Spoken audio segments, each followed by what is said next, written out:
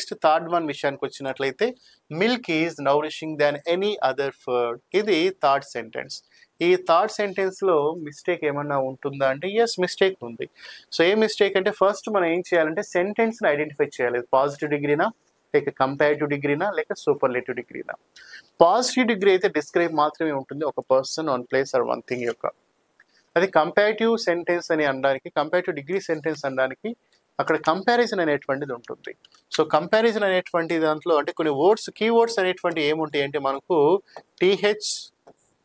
THAN అనేటువంటి దాన్ అనేటువంటి keyword కంపల్సరీగా కంపారిటివ్ డిగ్రీ సెంటెన్సెస్లో ఉంటుంది. ఆ దాన్ని బట్టి మనము ఆ సెంటెన్స్ ఐడెంటిఫై చేయొచ్చు, అది పాజిటివా, కంపారిటివా, లేక సూపర్లేటివా అని. సో దాన్ ఉన్నట్లయితే ఆ సెంటెన్స్ కంపారిటివ్ డిగ్రీ సెంటెన్స్ అవుతుంది.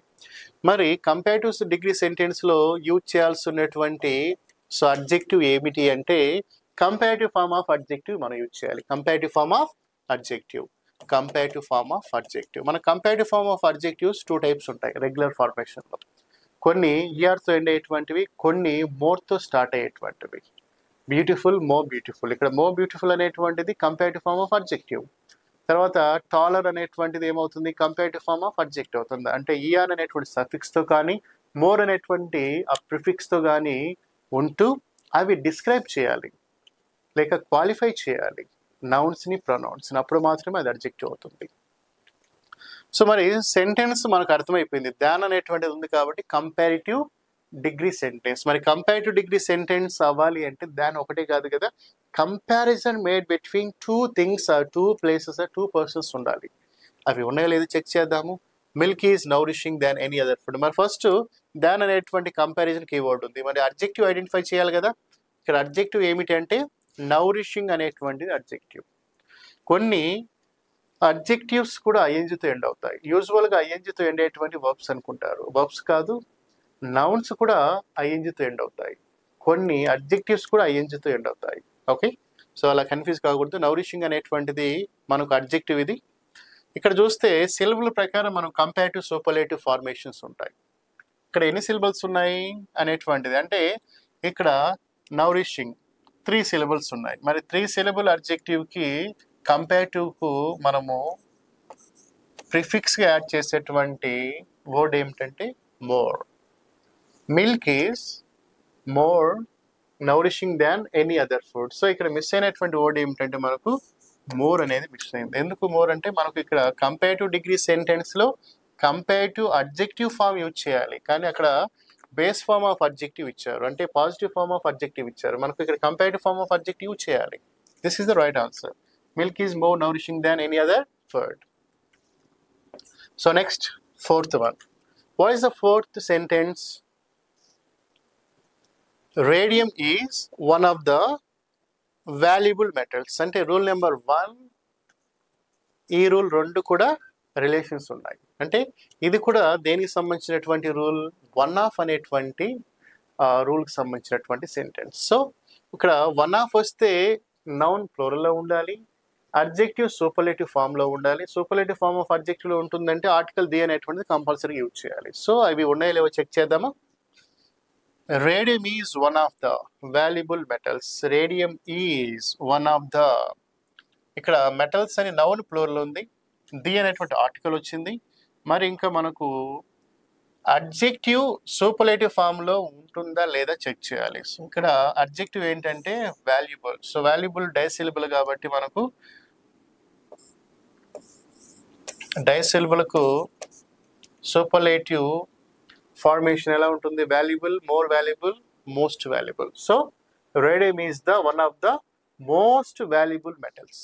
This is the right. The sentence is perfect now.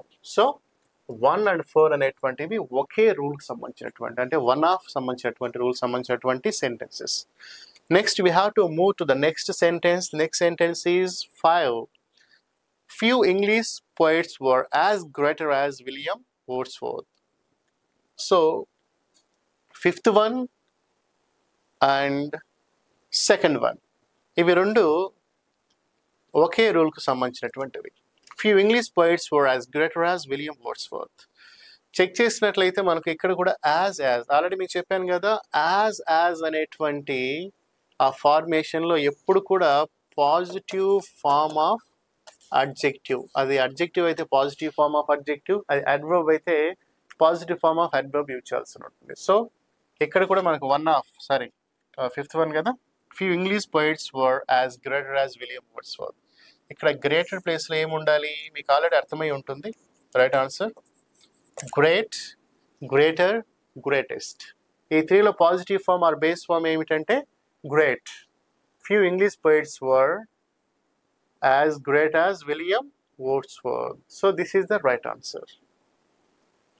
So ఇక్కడ మీరు 3 రూల్స్ గురించి తెలుసుకున్నారు. రూల్ నెంబర్ 1 ఏమిటంటే వన్ ఆఫ్ తర్వాత మన నౌన్ ఎలా ఉండాలి, తర్వాత అడ్జెక్టివ్ ఎలా ఉండాలి అనేటువంటి విషయం. సెకండ్ వన్ ఏమిటంటే ఇక్కడ మనకు positive form, comparative form and superlative forms ఏ విధంగా ఐడెంటిఫై చేయడము, అంటే డిగ్రీస్ ఆఫ్ కంపారిజన్ పరంగా positive degree, comparative degree and superlative degree. తర్వాత మనకు యాజ్ అనేటువంటి కోరిలేటివ్ పేరు వచ్చినప్పుడు వాటి బిట్వీన్గా యూజ్ చేయాల్సినటువంటి అడ్జెక్టివ్స్ కానీ అడ్వర్బ్స్ కానీ ఏ ఫామ్లో ఉండాలి, ఆ రూల్ నేర్చుకున్నారు. తర్వాత మనకు కంపారిటివ్ డిగ్రీ సెంటెన్స్ని ఏ విధంగా ఐడెంటిఫై చేయాలి, సో వాటి కీవర్డ్స్ ఏమిటి, తర్వాత అక్కడ యూజ్ చేయాల్సినటువంటి ఫార్మ్ ఆఫ్ అడ్జెక్టివ్ ఏమిటి నేర్చుకున్నారు. సో నెక్స్ట్ సెంటెన్సెస్ విషయానికి వచ్చినట్లయితే వాటికి సంబంధించిన ఎక్స్ప్లెనేషన్ కూడా చూద్దాము. Simla is the most famous than most any other hill stations in India. ఈ సెంటెన్స్ మీరు రీడ్ చేసినట్లయితే ఫస్ట్ మీరు ఏం చేయాలి అంటే ఒక సెంటెన్స్లో మిస్టేక్ ఉంటుందా లేదా అనే విషయం ఎలా తెలుసుకోవాలి అంటే ఆ సెంటెన్స్ యొక్క సెన్స్ తెలుసుకోవాలి. అది టైం ప్రకారము ఏ టెన్స్లో ఉంది తెలుసుకోవాలి. నెక్స్ట్ అది డిగ్రీస్ ఆఫ్ కంపారిజన్ పరంగా ఏ డిగ్రీలో ఉంటుందనే విషయం తెలుసుకోవాలి మనం. మరి ఇక్కడ డిగ్రీస్ ఆఫ్ కంపారిజన్ చెప్తున్నాము, అడ్జెక్టివ్ చెప్తున్నాం కాబట్టి అంటే adjectives and degrees of comparison అనేటువంటివి సేమ్ రిలేటెడ్ టాపిక్. అవి అడ్జెక్టివ్స్ పైన డిపెండ్ అయ్యే డిగ్రీస్ ఆఫ్ కంపారిజన్స్ ఉంటాయి మనకు.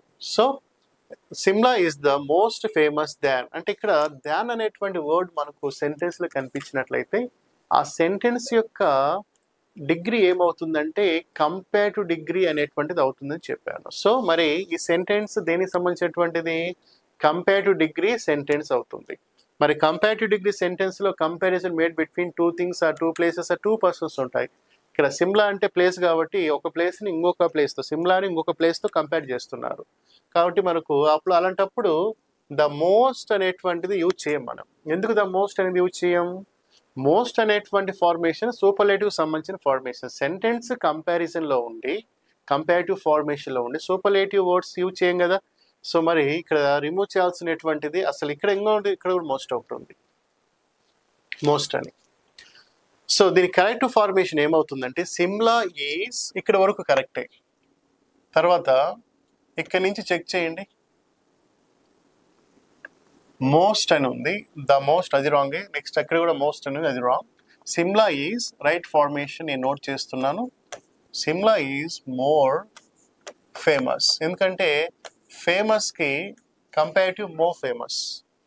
Shimla is more famous than అనేటువంటిది కంపల్సరీ యూజ్ చేయాలి కంపారిటివ్ ఫార్మేషన్లో. Shimla is more famous than any other, remaining అంతా సేమ్ అంతే. అంటే మనకు రిమూవ్ చేయాల్సినటువంటిది ఈ పార్ట్ని రిమూవ్ చేసి ఇక్కడ వరకు, ఇక్కడ ఈ ఫేమస్కు మనము మోర్ యాడ్ చేస్తే సరిపోతుంది. Simla is more famous than any other hill stations in India. ఇప్పుడు ఈ సెంటెన్స్ కంపారిటివ్లోకి చేంజ్ అయిపోయింది. మనకు మిస్టేక్ ఇస్తుంటారు, దాన్ని స్పాటింగ్ ఎర్రర్స్ అంటాం కదా. నెక్స్ట్ 7th one చూద్దాము. Solomon was wise than any other king. ఇక్కడ ఇచ్చినటువంటి దానిలో మనకు దాన్ అనేటువంటి ఆ కీవర్డ్ బట్టి మనము సెంటెన్స్ కంపారిటివ్ డిగ్రీలో ఉంటుందని చెప్పొచ్చు. మరి కంపారిటివ్ డిగ్రీలో ఉండేటువంటి సెంటెన్స్కు ఆ నౌన్స్ కానీ సబ్జెక్ట్ ఎప్పుడు కూడా కంపారిజన్ మేడ్ బిట్వీన్ 2 ఉండాలి. ఇక్కడ ఉన్నటువంటి ఇక్కడ అదర్ కింగ్, సో తనని వేరే అదర్ కింగ్తో కంపేర్ చేస్తారు, అంటే కంపారిజన్ 2 మెంబర్స్ మధ్య ఉంటుంది. ఓకే, స్పెసిఫిక్గా పర్సన్ అని చెప్పలేదు, ఎనీ అదర్ అంటే ఒకరి అనేటువంటి సెన్స్ వస్తుంది మనకు. మరి అలాంటప్పుడు మనకు అడ్జెక్టివ్ ఐడెంటిఫై చేయండి. అడ్జెక్టివ్ ఏ ఫామ్లో వచ్చింది మనకు? Wise, wiser, wisest. దీనికి వైజర్ తీసుకోవాలి. ఎందుకు వైజర్ తీసుకోవాలి అంటే ఇక్కడ మనము సెంటెన్స్ కంపారిటివ్ సెన్స్లో ఉన్నప్పుడు అడ్జెక్టివ్ కూడా మనకి ఎలా ఉండాలంటే కంపారిటివ్ ఫామ్లోనే ఉండాలి. ఎందుకంటే comparative form of adjective comparison made between two, అది దానికి సంబంధించినటువంటి రూల్. ఇక్కడ వైజర్ అనేది ఎందుకు తీసుకోవాలి, మోర్ వైజ్ ఎందుకు తీసుకోకూడదు అంటే మోనోసిలబుల్ అడ్జెక్టివ్స్ అంటాం. అంటే సిలబుల్ ప్రకారం, సిలబుల్ అంటే స్పీచ్ యూనిట్. మోనోసిలబుల్ అడ్జెక్టివ్స్ ఎప్పుడు కూడా అవి కంపారిటివ్లో కావచ్చు, సూపర్లేటివ్లో అవ్వచ్చు, ఈఆర్ కానీ లేదంటే ఆర్ కానీ, సూపర్లేటివ్ అయితే ఈఎస్టీ కానీ లేదా ఎస్టీ కానీ మోనోసిలబుల్ అనేటువంటి వాటి కంపారిజన్ కు, సూపర్లేటివ్ ఫార్మేషన్ కు ఇలాంటి సఫిక్సెస్ ను తీసుకుంటాయి. Wise, wiser, wisest, small, smaller, smallest, tall, taller, tallest, so big, bigger, biggest.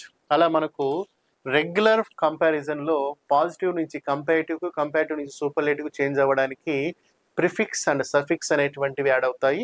మనకు మోనోసిలబుల్ అంటే ఒకటే ఉంటుంది చూడండి, వాయిస్ స్పీచ్ యూనిట్ ఒకటే ఉంటుంది కదా, ఆ స్పీచ్ యూనిట్ ఒకటే ఉన్నప్పుడు మనకు అది ఈఆర్ అండ్ ఈఎస్టీ అనేటువంటి తీసుకుంటుంది. అదే ఆర్ అండ్ ఎస్టీ అంటే మనకు ఆ బేస్ ఫామ్ అంటే ఇచ్చినటువంటిది ఈతో కూడా అయితే అది ఆర్ అండ్ ఎస్టీ మాత్రమే తీసుకుంటుంది. సో ఇవి రెగ్యులర్ కంపారిజన్ ఆఫ్ అడ్జెక్టివ్ సంబంధించిన రూల్స్. నెక్స్ట్